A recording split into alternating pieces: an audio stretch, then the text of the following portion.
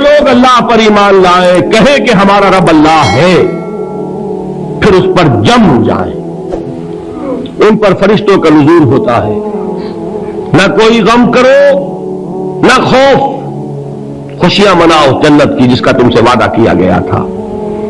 اللہ کی ربوبیت پر اطمینان جب انسان کو ہو جاتا، میرا رب اللہ ہے، ربی اللہ، انسان کے لیے نہ کوئی کھٹکا، نہ کوئی خطرہ، نہ کوئی خوف، نہ کوئی حزن۔ جو کچھ ہو رہا ہے کس کے اذن سے ہو رہا ہے؟ اللہ کے اذن سے۔ اللہ کے اذن کے بغیر پتا تک نہیں ہلتا۔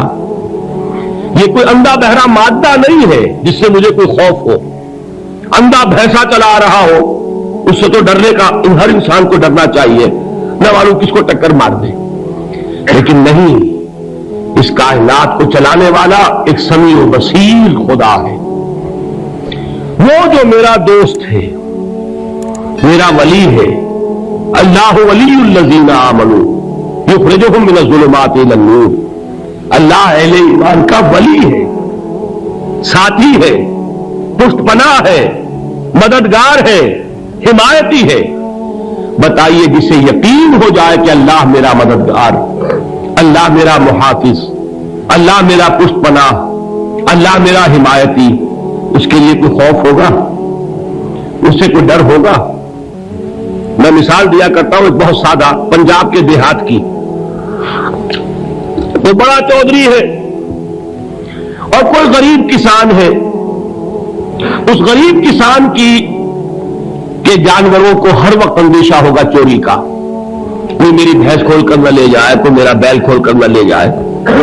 لیکن جس کے بارے میں یہ سب کو معلوم ہو کہ وہ جو بڑا چودھری ہے وہ اس کا دوست ہے، اس کی بچیا کو کوئی خوف ہوگا؟ اس کی بھینس پر کوئی ہاتھ ڈالے گا؟ اسے کوئی اندیشہ ہوگا؟ نہیں۔ کیوں؟ کہ وہ بڑا چودھری، بڑا اس کا یہاں کا سردار، جاگیردار، سب کو معلوم ہے وہ میرا دوست ہے، کوئی میرے خلاف اقدام نہیں کر سکتا۔ اس دنیا میں یہ چھوٹی سی بات اگر آپ کے دلی اطمینان اور سکون کا باعث بن سکتی ہے تو ذرا تصور کیجئے۔ میں لفظ تصور استعمال کروں گا صرف اس لیے کہ اس کا ہم جس کو کہتے ہیں ادراک اور شعور کر نہیں سکتے، اگر کے ساتھ کر سکتے۔ اگر یقین ہو کہ اللہ میرا مددگار اور یقین ہو کہ اللہ ہر آن میرے ساتھ ہے، پھر کوئی خوف؟ کس کا خوف؟ کوئی شے اللہ سے بالاتر ہے؟ کوئی قوت اس سے زیادہ طاقتور ہے؟ کوئی اس کے ارادے کو بدلنے والا ہے؟ کوئی اس کی مشیت کے آڑے آنے والا ہے؟ یہی بات ہے جو حضور نے فرمائی۔ یہ ایمان کا حاصل ہے لب لباب،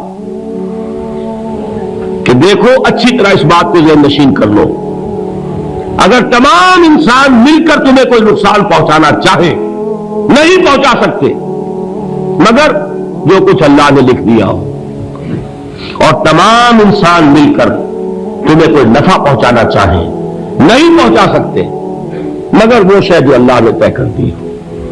آپ پھر میں کہوں گا ذرا طاری کیجئے، اسے فرض کیجئے، اسے سوچئے۔ اگر اس حدیث پر ہمارا دل ٹھکا ہوا ہو تو کسی سے ڈر ہوگا؟ یہ مجھے نقصان نہ پہنچا دے، یہ میری رپورٹ خراب نہ کر دے، یہ میری انکریمنٹ نہ رکوا دے، یہ میرا یہ نہ بگاڑ دے، یہ میرے یہ نقصان نہ پہنچا دے۔ اس کا ڈر، اس کا ڈر، اس کا خوف، اس کی خوشامد، اس کے لیے جا کر طرح طرح سے اپنی عزت نفس کو ذلیل کروانا اس کے سامنے، یہ سب کچھ کیوں کرتا ہے انسان؟ جب سمجھتا ہے کہ اس کے ہاتھ میں میرا کوئی نفع ہے، اس کے ہاتھ میں میرے لیے کوئی ضرر ہے، یہ مجھے کوئی گزن پہنچا سکتا ہے، یہ مجھے کوئی نقصان پہنچا سکتا ہے، یہ میرے کوئی کام بنا سکتا ہے، یہ میری کوئی ضرورت پوری کر سکتا ہے، اسی کا نام شرک ہے۔ جہاں آپ نے یہ سمجھا کہ غیر اللہ کے اندر کوئی طاقت موجود ہے، وہی شرک ہے۔ بتوں سے تجھ کو امید ہے، خدا سے نو امیدی، مجھے بتا تو صحیح اور کافری کیا ہے؟ شرک تو یہ ہے۔ جس پر بھی تمہیں یہ خیال ہے، کلمہ ہے یہ کلمہ سوم، لا حول ولا قوت الا باللہ، ذرا اس پر دل کو کبھی اگر آپ تصور کریں، پھر فرض کریں، دل ٹھک جائے اس پر، کوئی طاقت نہیں۔ یہی بات تھی جو شیخ عبد القادر جیلانی رحمۃ اللہ علیہ نے اپنی وصیت میں اپنے بچے سے کہی. 11ویں دینے والے ہیں، لیکن حضرت شیخ عبد القادر جیلانی کی وصیت اور تعلیمات کو کتنے لوگ تم جانتے ہو؟ یہ جن مقامات تک پہنچے ہیں وہ کس چیز کی بدولت پہنچے؟ انہوں نے جو پیغام دیا وہ کیا تھا؟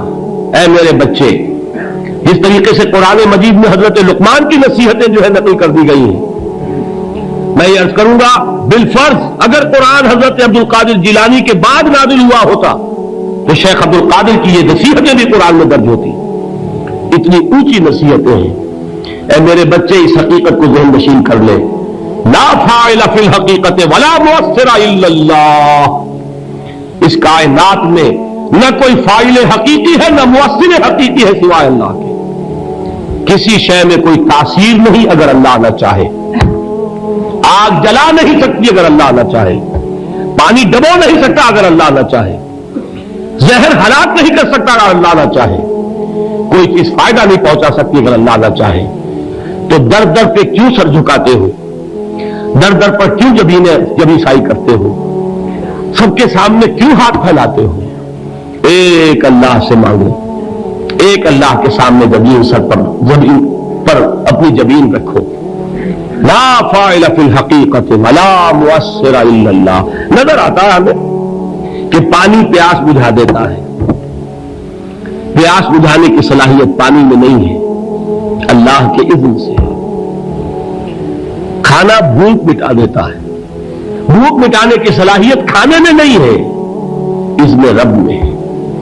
دیکھیے یہی یقین تھا. حضرت موسیٰ علیہ السلام کا واقعہ یاد کیجئے. سامنے سمندر آ گیا ہے، قوم دیکھتی ہے پیچھے کہ گرد و غبار کا طوفان ہے. معلوم ہوا کہ فرعون اپنے لشکر سمیت آ گیا ہے. لشکر جب چلتا تھا تیز رفتاری کے ساتھ تو گرد و غبار کا جو طوفان اٹھتا تھا اس کا تصور کیجیے. اور لمحہ بلمحہ وہ قریب آ رہا ہے. پوری قوم نے کیا کہا؟ اے موسیٰ انا لمدرکون، اے موسیٰ ہم کو پکڑے گئے.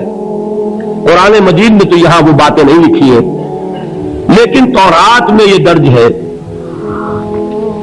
کہ بنی اسرائیل جھگڑنے لگے، دست و گریبان ہو گئے موسیٰ کے ساتھ. موسیٰ ہمیں یہاں مروایا لا کر، اس سے تو ہم وہی بہتر تھے. وہاں کھانے کو ملتا تھا، زندگی تو تھی، بیگار ہم کر رہے تھے، موت تو نہیں تھی. اب جو کچھ ہوگا اس کا تصور کرو، جس طریقے سے ہمارے ٹکڑے اڑائے جائیں گے. تو لڑ رہے ہیں حضرت موسیٰ علیہ السلام سے. یہ تورات کی تفصیل ہے. قرآن میں صرف اتنا آیا ہے، پریشان ہو کر انہوں نے کہا انا لمدرکون، موسیٰ ہم تو پکڑے گئے. اس وقت موسیٰ کا جواب کیا ہے؟ کلا ان معی ربی سیہدین. نہیں، میرے ساتھ میرا رب ہے، وہ راستہ دے گا. بتائیے کہاں راستہ نظر آ رہا ہے؟ یہ ہے ایمان بالغیب. راستہ نظر نہ آئے تب اللہ پر یقین ایمان ہے. جیب میں پیسے ہو تب دل کو اطمینان ہے. تو ایمان کس پر ہوا؟ پیسے پر، اللہ پر نہیں. جب وسائل و ذرائع نہ ہو اور پھر یقین ہو کہ اللہ مسبب الاسباب ہے، وہ اسباب کا پابند نہیں ہے، وہ اسباب کا محتاج نہیں ہے، اسباب اس کے محتاج ہے. اگر یہ یقین ہے تو اللہ پر ایمان ہے. یہ نہیں ہے تو تمہارا ایمان اسباب پر ہے، وسائل پر ہے، ذرائع پر ہے، مادیات پر ہے، اللہ پر نہیں. اس وقت کہاں راستہ تھا؟ یہ راستہ تھا سمندر ہے اور ادھر سے لشکر آ گیا ہے. کلا ان معی ربی سیہدین. اب دیکھیے ایمان کہہ دینا آسان ہے، ہوا معکم اینما کنتم، جہاں کہیں بھی تم ہوتے ہو اللہ تمہارے ساتھ ہوتا ہے. لیکن اس کا یقین قائم ہو جائے تو زمین و آسمان کا فرق واقع ہو جائے. یہی بات ہوئی حضور کے ساتھ. غار ہے، چھپے ہوئے ہیں محمد رسول اللہ اور آپ کے وہ یار غار ابو بکر صدیق رضی اللہ تعالی عنہ. اقبال نے حضرت ابو بکر کی شان میں چند اشعار کہیں صرف، لیکن واقعہ یہ ہے کہ بھاری بھاری نظموں پر اور قصیدوں پر بھاری ہے. طویل ترین نظمیں اور قصیدے ہوں ان پر بھاری ہے. ہمت ابو بکر کی ہمت جو ہے کشت ملت را چو ابر، جیسے بارش سے کھیتی اپجتی ہے، ابو بکر کی ہمت اور عزیمت اس امت کو اسی طرح سینچنے والی ہے۔ ثانیے اسلام و غار و بدر و قبر، وہ دوسرے تھے اسلام میں، دوسرے پہلے کون تھے؟ انا اول المومنین، حضور فرماتے ہیں سب سے پہلا ایمان لانے والا میں، دوسرے ابو بکر۔ ویسے ہمارے ہاں یہ چلتا ہے اختلاف، حضرت علی پہلے ہے کہ حضرت ابو بکر پہلے ہے، لیکن اس میں بڑی خوبصورت تطبیق قائم کی ہے علماء نے، اور بہت صحیح ہے۔ چار کے بارے میں فیصلہ ہی مت کرو کہ کون پہلے ہے، ان کی ایک عجیب تقسیم کر دی ہے۔ آزاد مردوں میں، بالغ مردوں میں سب سے پہلے ابو بکر، بچوں میں سب سے پہلے علی، خواتین میں سب سے پہلے خدیجہ، اور غلاموں میں سب سے پہلے زید بن حارثہ۔ بڑی پیاری تقسیم ہے، یہ چاروں ہی پہلے ہیں، ہر ایک کے لیے اولیت ہے۔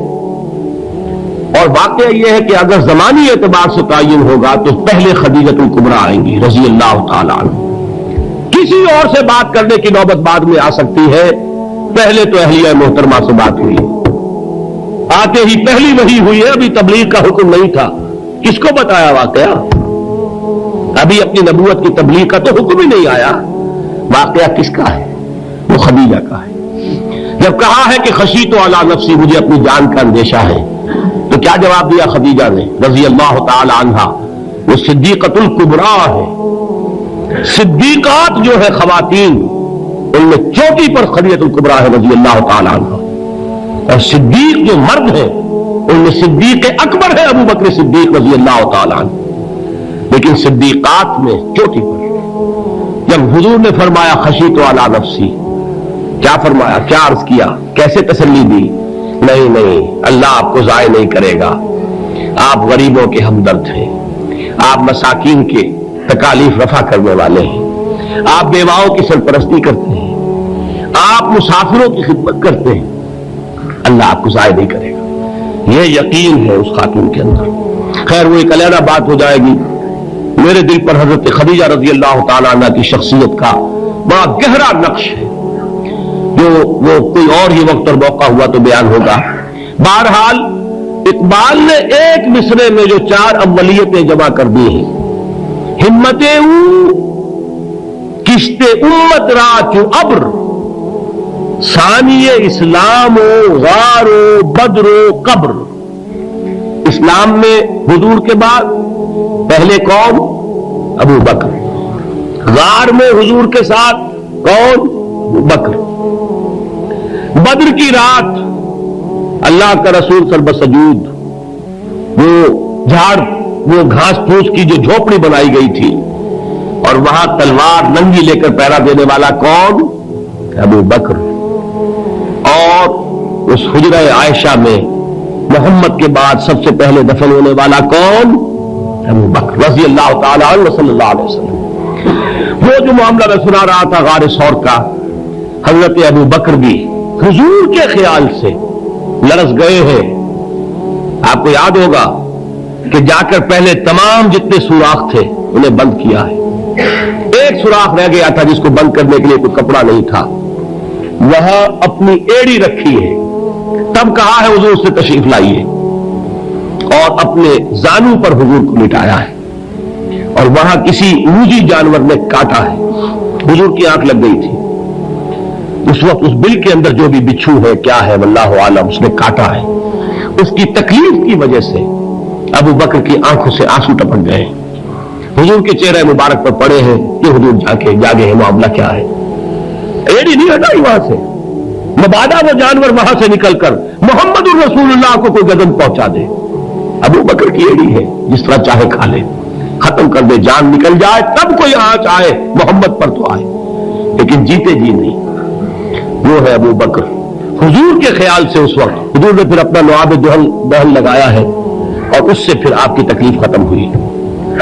جیسے خیبر میں حضرت علی کی آنکھ دکھ رہی تھی، اس کو جو شفا حاصل ہوئی ہے وہ بھی حضور کے لعاب دہن سے ہوئی۔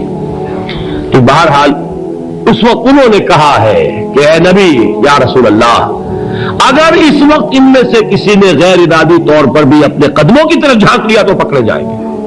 کیا جواب تھا اللہ کے رسول کا؟ لا تحزن ان اللہ معنا، اللہ ہمارے ساتھ ہے، کیوں گھبراتے ہو ابو بکر؟